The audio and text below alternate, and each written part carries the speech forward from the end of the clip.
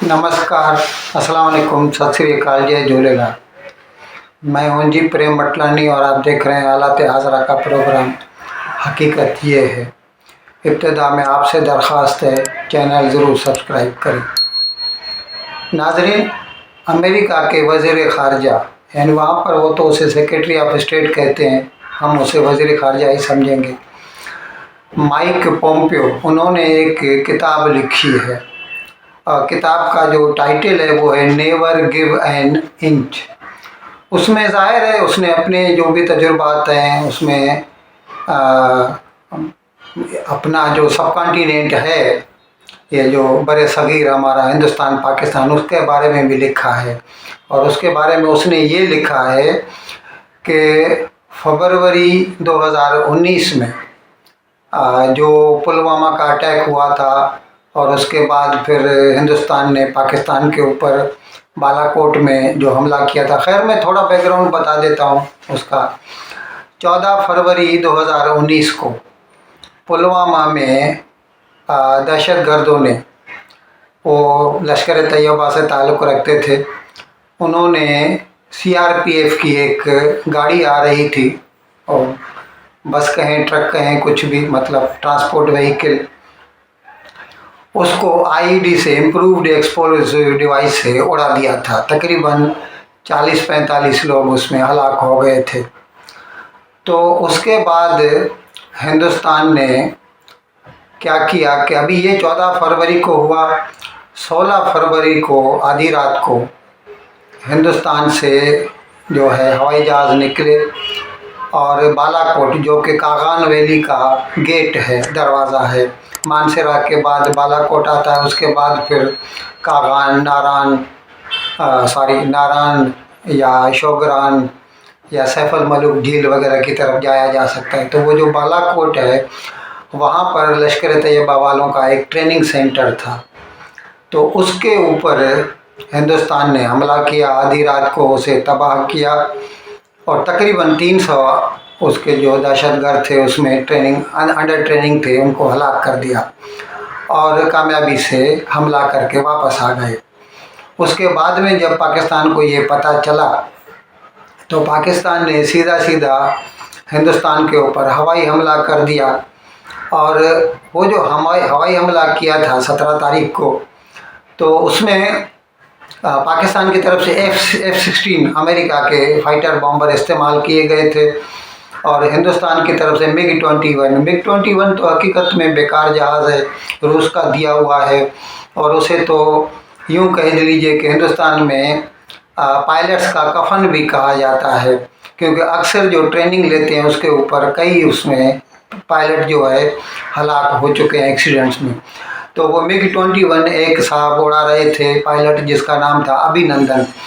उसको जब भी पाकिस्तान के F-16 से मतलब कोई भी प्रोजेक्टाइल रॉकेट होगा या जो भी लगा, तो उसने फिर अपने आप को जो इजेक्ट कर लिया, तो वो जाके पाकिस्तानी ऑक्यूपाइड कश्मीर में गिरा। तो वहाँ पर उसे गिरफ्तार कर लिया गया और 2 रोज़ के बाद फिर उसे छोड़ दिया गया था पाकिस्तान की तरफ से। अच्छा, तो अभी उस वाक़े के बाद जो ये हुआ, तो माइक पोम्पियो क्या कहता है कि मुझे पता चला कि पाकिस्तान ने उस वक़्त अपना मन बना लिया था कि हम हिंदुस्तान के ऊपर एटम बम गिराएंगे। जब भी मुझे पता चला तो मैंने उनको बोला आप रुकिए। फिर मैंने हिंदुस्तान वालों से बात की, तो हिंदुस्तान वालों ने उस वक़्त जो उन्हें जवाब दिया कि अगर ऐसी बात है तो फिर पहला हमला हम करेंगे। तो फिर हम मुश्किल में पड़ गए कि इस तरह तो बहुत ज़्यादा नुकसान हो जाएगा।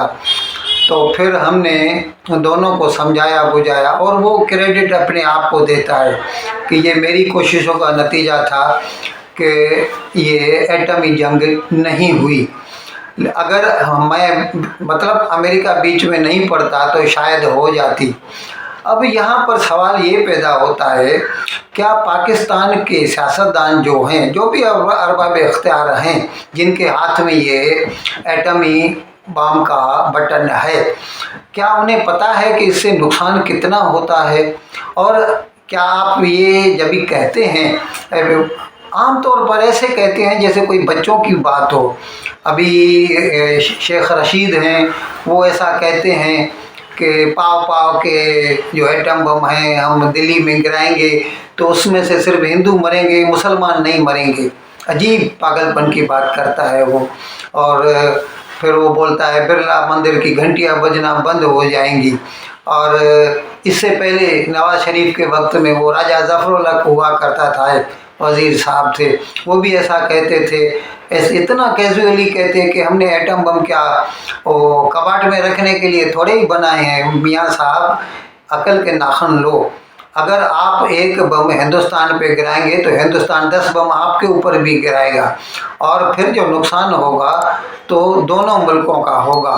اور یہ مت سوچیے کہ صرف ہندوستان کا نقصان ہوگا، پاکستان کا اس سے نقصان نہیں ہوگا. ایٹم بم یا ایٹمی طاقت بننے کا مطلب یہ نہیں ہوتا کہ ایٹم بم سچ مچ گرایا جائے. دوسری جنگ عظیم میں امریکہ نے گرایا تھا کیونکہ جاپان جنگ بند نہیں کر رہا تھا، لیکن وہ دن آج کا دن، ابھی اس کو تقریباً 80 سال ہو گئے ہیں، جو ہے 45-80 سے 2 سال کم یعنی 78 سال ہو گئے ہیں، پھر کسی نے کسی کے اوپر ایٹم بم نہیں گرایا. تو اس کی وجہ صرف یہ ہے کہ یہ ایک قسم کا ڈیٹرنٹ ہوتا ہے، جس سے دوسرے کو یہ ڈر لگا رہتا ہے کہ اگر میں بم گراؤں گا تو دوسرا بھی میرا اتنا ہی نقصان کر سکتا ہے. اسی لیے لوگ بنا کے رکھ دیتے ہیں، ملک جو بنا کے رکھ دیتے ہیں ڈیٹرنٹ کے طور پر، نہ کہ سچ مچ استعمال کرنے. اگر سچ مچ استعمال کیے ہوتے تو اب تک جیسے کیوبا کی جو جنگ ہوئی تھی 62 کی بات ہے، جنگ نہیں ہوئی، مطلب اس وقت بھی تقریباً ایسا ہوتا کہ روس اور مطلب اس وقت تو سوویت یونین تھا، اور سوویت یونین اور امریکہ ایٹمی جنگ کے دہانے تک پہنچ گئے تھے. تو اس کا مطلب یہ سچ مچ یہ نہیں ہوتا کہ آپ ایٹم بم گراتے بیٹھے ہیں. لیکن پاکستانی جو سیاستدان ہیں ان کو شاید اس کی سیویئرٹی کا، اس کی مہلک کتنا ہو سکتا ہے یہ اس کا پورا اندازہ نہیں ہے، اسی لیے کیجولی اس کی بات چیت کرتے رہتے ہیں. ناظرین، جیسا کہ پی ٹی آئی کو یا پاکستان مسلم لیگ قائد گروپ کو ڈر تھا، وہ کہتے تھے کہ محسن نقوی کو عبوری یا نگران وزیر اعلیٰ پنجاب کا نہیں بنانا چاہیے. لیکن ان کی اپنی ہی غلطیوں کی وجہ سے، کیونکہ انہوں نے کسی بھی نام پہ جو ہے اتفاق نہیں کیا. جو اپوزیشن مطلب پنجاب کی اپوزیشن سینٹر میں تو وہ گورنمنٹ میں ہے نون لیگ والے، ان کے ساتھ اگر وہ کسی دوسرے نام پہ محسن نقوی کے ساتھ نون لیگ والوں نے دوسرے نام بھی دیے تھے، کسی دوسرے نام پہ اگر وہ مطلب اتفاق کر لیتے تو یہ حالت نہ ہوتی. ابھی آج ہی بات یہ ہے کہ 2 روز سے مطلب کل صبح کی بات ہے، الل صبح کل جو ہے فواد چودھری کو گرفتار کیا گیا پنجاب سے.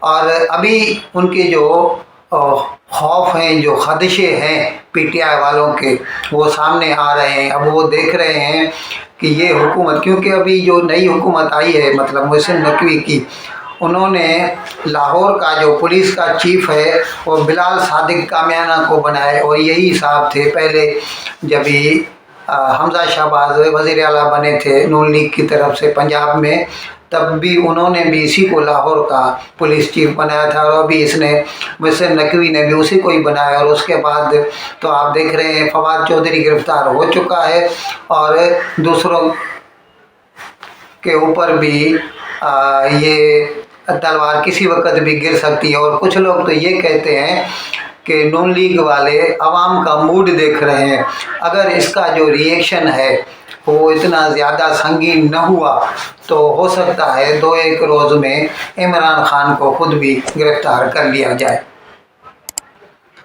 ناظرین، اس کے ساتھ ساتھ پنجاب پولیس نے ابھی وہ چودھری وجاہت حسین جو کہ چودھری شجاعت حسین کے بھائی ہیں، وہ اور ان کے صاحبزادے موسیٰ الہی، ان دونوں کے خلاف FIR فائل کی ہے.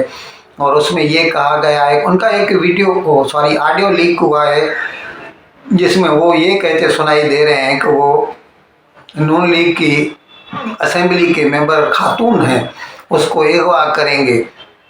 तो उसके ऊपर उन्होंने FIR फाइल करके और FIR फाइल कर दी है और किसी भी वक्त उनको भी गिरफ्तार किया जा सकता है। तो इस तरह से उनके खदशे सामने आ रहे हैं कि हम तो पहले ही कहते थे कि मोहसिन नकवी आएगा तो हमारी शामत आएगी। नाजरीन, जैसा कि पाकिस्तान के व्यापारी कहते थे कि ये मसनूई तौर पर डॉलर की कीमत को दबाया जा रहा है पाकिस्तान में, नहीं तो क्या है कि इंटर बैंक रेट तकरीबन 230 तक चल रहा था, ज़्यादा से ज़्यादा 10, 15, 20 पैसे का रोज़ फ़र्क पड़ता और बाज़ार में 260 रुपये का। तो सरकार उसको मसनूई तौर पर दबा रही थी। मतलब सरकार से इस मुराद है अभी वो इसहाक डार जो कि वज़ीर ख़जाना है पाकिस्तान के, तो अभी कल उन्होंने ये सोचा कि हम ये मसनूई कैप जो है वो हटा रहे हैं। तो जैसे ही उन्होंने हटाया तो 255 तक चला गया डॉलर और फिर उन्होंने उसको संभालना शुरू किया तो 243 तक आ गया और 243 लेकिन बाद में फिर उन्होंने उसको दबाया तो 231 पर वापस आ गया। लेकिन बाज़ार में अभी भी ग्रे मार्केट में जो है डॉलर 271 का है। और इसी की वजह से क्या है कि जो पाकिस्तानी लोग बाहर रहते हैं वो जो अपने रेमिटेंसेस भेज रहे हैं पाकिस्तान, तो वो भी जो है लीगल रूट से सरकारी तरफ से नहीं भेज रहे, बैंकों के थ्रू नहीं भेज रहे, वो हवाला बोलते हैं या हिंदुस्तान में हवाला बोलते हैं, पाकिस्तान में उसको हुंडी बोलते हैं। हुंडी की थ्रू पाकिस्तान में पैसा भेज रहे हैं। तो उससे क्या है कि वो डॉलर जो है ना वो सरकार के हाथ में नहीं आता, वो जब प्राइवेट पार्टीज़ के थ्रू भेजा जाता है तो वो प्राइवेट पार्टीज़ के हाथ में आता है डॉलर। तो इस तरह सरकार का तो कोई फ़ायदा नहीं होगा। तो इससे अगर बेहतर यही होगा कि अगर सरकार ये कैप ख़त्म कर दे और खुला छोड़ दे तो कम से कम वो रेमिटेंसेस पाकिस्तान के पास तो आएंगे। नाज़रीन, इलेक्शन कमीशन ऑफ पाकिस्तान ने बताया है कि वो 14 अप्रैल से लेके 9 और 17 अप्रैल के बीच में खैबर पख्तूनख्वा और पंजाब में असेंबली के इंतखाबात करा सकते हैं, क्योंकि दोनों असेंबलियाँ तहलील हो चुकी हैं, दोनों में उबूरी हुकूमत भी आ चुकी है। लेकिन अभी जो सेंटर की मतलब वो जो तकरीबन 93 सीट्स हैं जो खाली हो गई हैं, इनके इस्तीफ़े मंजूर हुए PTI वालों के, उन्हें नेशनल असेंबली सीट्स के ऊपर भी जो ज़मानी इंतखाब हो रहे हैं। तो इसके लिए अभी इलेक्शन कमीशन ने पाकिस्तान सरकार से 1400 करोड़ रुपए की मांग की है कि इतना खर्चा आएगा। और अभी देख लीजिए, अभी ये तो अभी सिर्फ 2 सूबों की और सेंटर के जो है ज़मानी इंतखाबात है। फिर जब जनरल इलेक्शंस होंगे, भले वो अगस्त में हो या अक्टूबर में हो, तो उसके ऊपर अलग से खर्चा आएगा। तो democracy is not a cheap option. इन अल्फाज के साथ मैं आज का प्रोग्राम ख़त्म करने की आपसे इजाज़त चाहता हूँ, लेकिन विदाई लेने से पहले एक मरतबा फिर आपसे मेरी दरख्वास्त है कि जिस किसी साहब या साहिबा ने अब तक हमारे इस चैनल को सब्सक्राइब नहीं किया, अज़राए करम इसको जल्द से जल्द सब्सक्राइब करें, प्रोग्राम को लाइक करें, शेयर करें और घंटी का बटन दबाना न भूलें। बहुत बहुत शुक्रिया। खुदा हाफिज़।